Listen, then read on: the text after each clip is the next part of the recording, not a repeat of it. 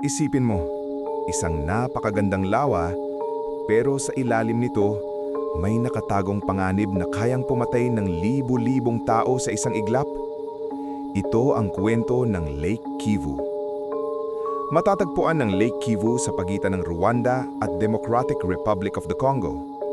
Isa ito sa pinakamagagandang lawa sa Afrika, pero isa rin sa pinakadelikado. Sa ilalim ng lawa, hindi lang tubig ang laman nito.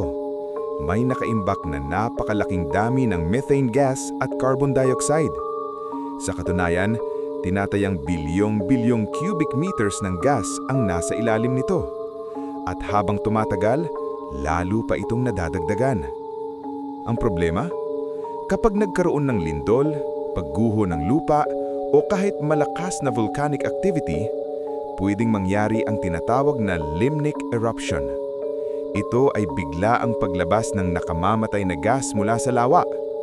Parang nangyari sa Lake Nyos noong 1986, kung saan mahigit 1,700 katao ang namatay sa loob lang ng ilang minuto. Pero hindi lang panganib ang dala ng Lake Kivu. Ginagamit din ng Rwanda ang methane gas mula rito bilang source of energy.